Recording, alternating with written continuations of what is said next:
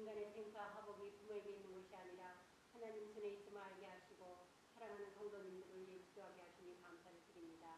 오늘 우리가 다른 성도님들이 주님께 바치는 기도 응답이 되게 해주시옵소서.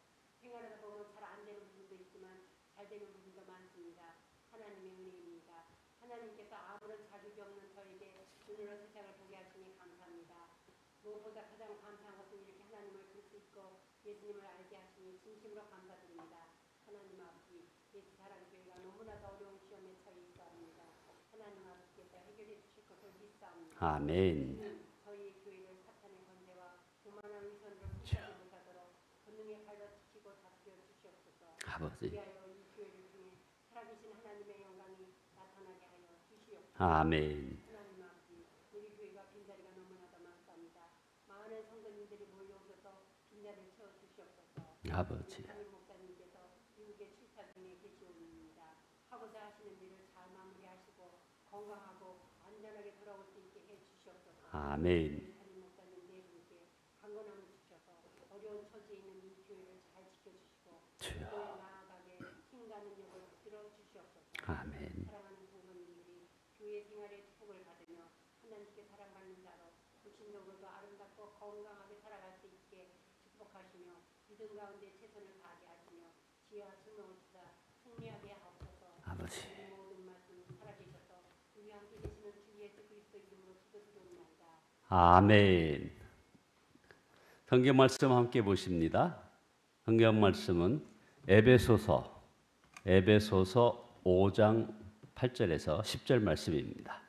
신약 성경, 구약 아니고 신약 성경 315페이지.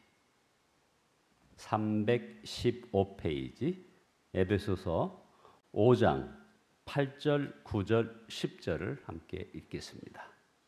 에베소서 5장 8절 말씀. 너희가 전에는 어둠이더니 이제는 주 안에서 빛이라. 빛의 자녀들처럼 행하라.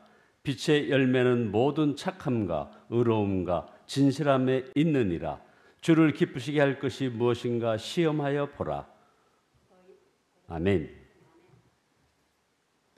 강민조 권사님 새벽 기도 감사한금 올리셨습니다. 방희주 목사 감사한금 올렸습니다. 기도 올리겠습니다.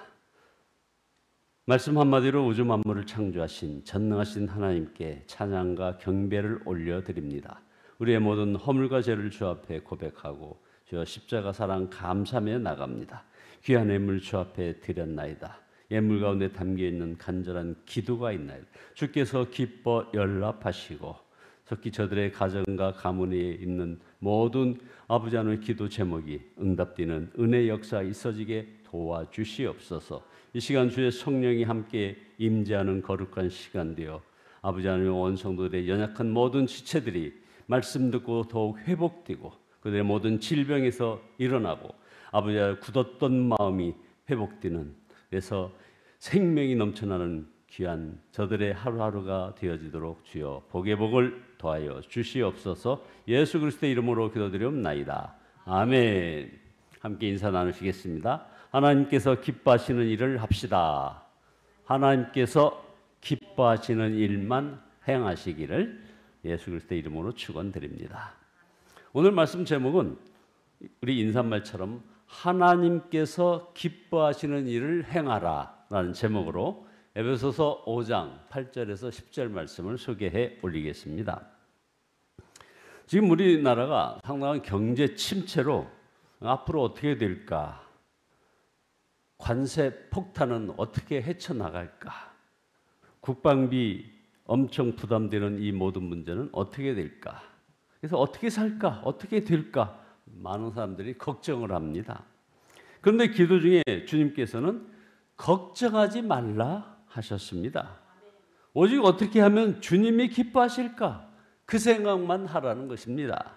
그래서 에베소서 5장 10절에 주를 기쁘시게 할 것이 무엇인가 시험하여 보라. 우리 주님은 어떤 상황이든지 좋다 나쁘다 속단하지 말라 하시는 것을 깨달았습니다. 우리 주님은 항상 역전의 주님임을 우리는 곳곳에서 보죠. 한 예를 들어 올리겠습니다. 중국 교회와 기독교인들 중국은 대부분 이제 가정교회가 많은데요. 이 중국 기독교인들이 1966년에서 76년에 있었던 소위 문화 대혁명 시기에 홍위병들에 의해서 혹독한 핍박을 당했었습니다. 그러나 그 전에 중국 가정교회는 이미 공산당 하부 조직이 된 삼자교회 가입을 막 강요받았고 이것을 거부하면서 많은 신실하신 목회자들이 다 감옥에 갔습니다. 그때 감옥에 가는 것이 두려워서 그 세속적인 삼자교회라고 하는 이 교회에 가입한 목사님들이 또 의외로 많았고 끝까지 삼자교회 가입을 거부한 목사님들은 감옥에 가야 했던 것입니다. 그런데 예상 밖의 결과가 생겼습니다. 삼자교회에 가입한 목사님들은 대부분 그러니까 정부의 시책에 따랐고 시류에 영합했던 그 사람들은 일찍 죽었고 감옥에 간 가정교회 목사님들은 장수한 것입니다. 그러니까 문화 대혁명 때 삼자교회 목사님들도 아주 혹독한 비판의 대상이 되었고 그 고통이 너무 심해서 막 자살하는 목사들도 생겼을 정도였습니다. 그 충격으로 대부분 이 삼자교회에 있던 사람들은 다 일찍 세상을 떠난 것입니다. 그런데 문화 대혁명 중에 감옥에 있었던 목사님들은 혹독한 비판에서 오히려 감옥에 있으니까 보호를 받은 처지가 되었고 비교적 감옥에서의 그 규칙적인 생활을 유지할 수 있었기에 건강해진 겁니다.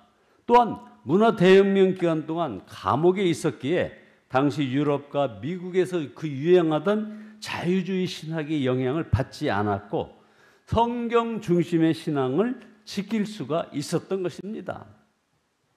자, 이걸 보면서 경제 침체 국면에 어려움을 겪는 사람이 많고 앞으로도 별의별 일이 다 있겠지만 주님을 기쁘시게 할 것만 생각하며 사는 것이 우리에게 주어진 유일한 살 길이라 이겁니다.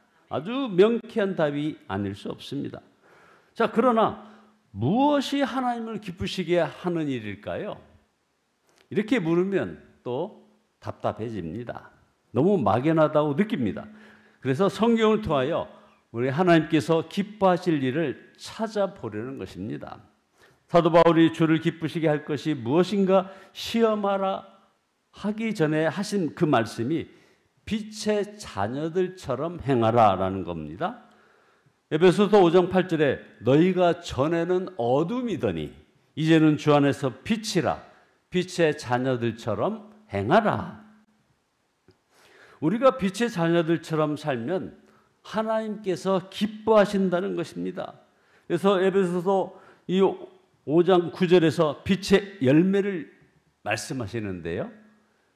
사도 바울을 통해서 우리 하나님께서 기뻐하시는 그 빛의 열매는 모든 착함 그리고 의로움, 진실함에 있느니라 했습니다.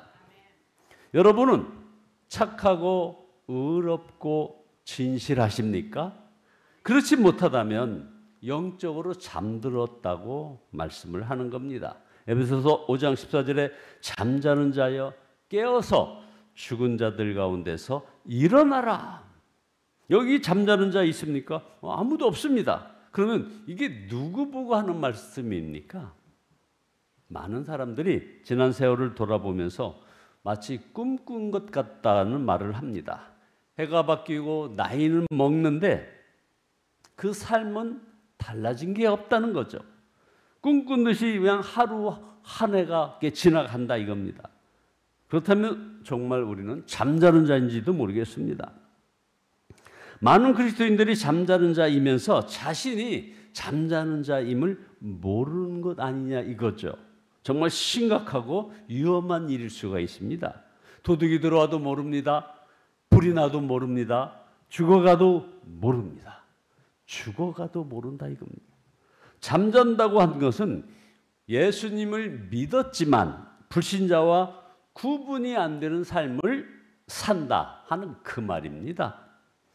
에베소서 5장 11절에서 너희는 열매 없는 어둠의 일에 참여하지 말고 도리어 책망하라. 그들이 은밀히 행하는 것들은 말하기도 부끄러운 것들이라. 이렇게 했습니다. 꼭 저와 여러분들 들으라고 하는 말씀 같지 않습니까? 유명한 웨슬리 목사님은 이런 설교를 했습니다. 잠자는 자여 일어나라 라는 제목의 설교에서 영적으로 잠자는 사람은 어떤 사람인지를 한 7가지를 분류했는데요. 첫째는 비참한 족쇄에 결박되어 있는데도 자신은 자유롭다고 생각하는 사람이 바로 잠자는 자라는 겁니다. 두 번째는 사탄이 그의 영혼을 완전히 소유하고 한번 떨어지면 다시 나올 수 없는 지옥이 그를 삼키려고 입을 벌리고 있음에도 그냥 평안하다고 말하는 사람, 이런 사람이 잠자는 자라는 거죠. 세 번째는 하나님의 형상을 잃어버린 채 그냥 타락에 머물러 있지만 다가오는 징벌을 피하라 라는 하나님의 경고를 결코 마음에 두지 않는 사람이 바로 잠자는 자라는 겁니다. 네 번째는 영혼의 내면에 진지하게 내가 어떻게 해야 구원을 얻겠습니까? 라는 그런 부르짖는 일이 없는 사람, 내가 어떻게 해야 구원을 받겠습니까? 하고 부르짖음이 없는 사람들, 이런 사람들이 바로 잠자는 자고, 다섯 번째는 좋은 것과 나쁜 것을 분별할 아주 세련된 지각을 가지지 못했고 눈이 있어도 보지 못하고 귀가 있어도 듣지 못하는 사람을 잠자는 자라고 했고, 여섯 번째는 하나님을 전혀 본 일이 없으며 또 하나님의 음성을 들은 일도 없고 생명의 말씀을 손으로 만진 체험을 하는 사람, 체험도 못한 일곱 번째 사람, 이런 사람을 잠자는 자라고 했습니다. 그래서 잠자는 자여 깨어 일어나라 하는 설교를 했던 거죠. 영적으로 잠들어 있는 사람의 특징 중에 하나는 그 속에 불평과 원망이 많다는 겁니다. 불평과 원망이 심각한 죄인 이유는 그가 받은 은혜가 너무나 엄청난 것이기 때문입니다. 가족을 소홀히 여기는 것도 잠이 든 겁니다. 가족을 위하여 소홀하면 하나님을 위한 시간은 또 어떻게 했느냐 이거죠. 그래서 주를 기쁘시게 할 것이 무엇인가 시험하여 보라 보고 한 겁니다. 그래서 세월을 아껴라 때가 악하니라 하는 거죠. 우리가 영적으로 잠이 들었다가도 순간순간 깨어납니다. 이렇게 예배 드릴 때, 기도할 때, 말씀 들을 때, 은혜 받았다고 느낄 때, 특히 중요한 거 회개해야 된다고 느낌이 들 때 이게 갑자기 깨어난 겁니다. 세상만 보고 살다가 순간 하나님의 나라가 보이고 주님이 보이니 깜짝 놀라는 겁니다. 내가 지금 잘못 살고 있었구나. 회개합니다. 이제 깨어났습니다. 그러나 금방 다시 잠이 들어버리는 것, 이것이 문제입니다. 이렇게 살면 안 됩니다. 그러다가 주님 앞에 서게 된다는 것을 알아야 합니다. 그러다가 주님 앞에 서게 된다 이겁니다. 잠깐 졸았다고 생각하는데 큰 사고가 나버리지 않습니까? 졸음운전이 바로 대표적인 겁니다. 잠깐입니다. 아주 잠깐 졸았는데 대형 사고를 유발하죠. 잠깐 잠이 들어도 큰일인데 잠깐 깨어나는 식으로 살면 어떻게 되겠습니까? 자, 그러면 이제 어떻게 영적으로 깨어날 수 있습니까? 빛이신 주님을 바라보아야 합니다. 에베소서 5장 14절에 잠자는 자여 깨어서 죽은 자들 가운데서 일어나라 하시면서 그리스도께서 너에게 비추이시리라 말씀하셨습니다. 그래서 주님을 바라보면 우리가 영적 잠에서 깨어납니다. 주님을 따라 살면 생명의 빛을 얻게 됩니다. 그래서 요한복음 8장 12절에 나는 세상의 빛이니 나를 따르는 자는 생명의 빛을 얻으리라 말씀하시지 않습니까? 우리가 늘 거울을 들여다보며 살기에 다니며 사는 사람들을 만날 수 있는 거죠. 아침에 일어나서 한 번도 거울을 안 본 사람이 있습니까? 일주일 동안 한 번도 거울 안 본 사람, 큰일이죠. 한 달 동안 한 번도 거울을 안 본 사람 모습은 어떤 모습일까요? 아주 쳐다보기 민망할 것입니다. 그렇다면 매일 주님 앞에서 자신의 마음과 생각, 말과 행동, 삶을 점검하는 사람과 그렇지 않는 사람이 사는 것이 같겠습니까?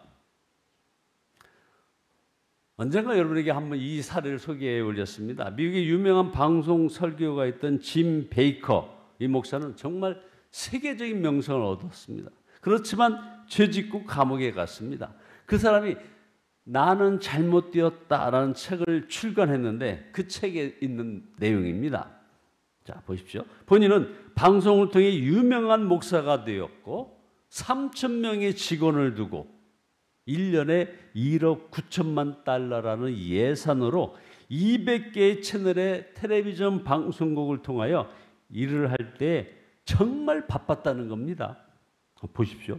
직원이 3,000명에 1년 예산이 1억 9천만 원이 아니라 1억 9천만 달러. 그러니까 200개 채널의 텔레비전 방송을 운영했던 사람입니다. 하루 16시간 일을 하다 보니 더 이상 이제 문제가 생긴 겁니다. 조용히 앉아서 성경을 읽을 시간이 없었고 더 이상 엎드려 기도하는 시간을 가질 수 없었고 목사님이 말입니다. 200개 채널 텔레비전 방송에서 이 설교 말씀을 하는 이 목사님이 지금 성경 읽을 시간이 없고 기도할 시간이 가질 수 없었다고 지금 얘기하는 거 아닙니까? 가족들과 함께하는 시간도 가질 수가 없었습니다. 그때 유혹이 찾아왔는데 나는 그것을 반격하여, 그러니까 찾아온 유혹에 대해서 반격하여 물리칠 수 있는 아무런 무기도 영적인 능력도 하늘의 도움도 없었습니다라고 했습니다. 그래서 히브리서 3장 13절 말씀처럼 매일 피차 권면하는 일이 필요한 겁니다. 주님 안에서 거하는 동안 우리는 빛입니다. 그러나 주님을 바라보지 못하면 우리는 어둠의 자식에 불과합니다. 이거 아주 중요한 얘기입니다. 주님을 바라보지 못하면 여러분 그냥 단지 교회에서 잠깐 예배하는 그 시간만 맞추고 그 다음에는 자유다라고 하면서 세상만 쳐다보고 살게 되면 주님을 바라보지 못하는 거 아닙니까? 그러면 우리는 세상의 자식이 되는 겁니다. 어둠의 자식일 뿐입니다. 우리는 혼자 깨어있는 자로 살기 힘듭니다. 그러나 함께하면 쉽습니다. 이것이 교회의 축복입니다. 서로 마음을 열고 손을 잡아야 하는 것입니다. 앞으로 어떤 일이 일어날지 모르지만 어떤 형편에서든지 오직 하나님을 기쁘시게 하며 살게 하소서 하고 기도할 수 있는 저와 여러분 모두 되시기를 예수 그리스도의 이름으로 축원드립니다. 기도하시겠습니다. 빛이신 주님을 바라보며 주님 안에 거하는 일에 서로 마음을 열고 연합해야 함에도 불구하고 아버지 하나님, 저희들은 그러지 못했던 연약한 죄인임을 고백합니다. 주님 용서하여 주시고 이제 온전히 십자가 사랑 감사하고 그 은혜 날마다 아버지 주님과 소통하며 온전히 마음을 열고 손을 잡아 주 하나님의 그 역사를 이루어드리는, 그래서 빛의 자녀들처럼 착하고 의롭고 진실되게 살아가는 저희들 되어지게 축복하여 주시옵소서. 예수 그리스도의 이름으로 기도드리옵나이다. 아멘.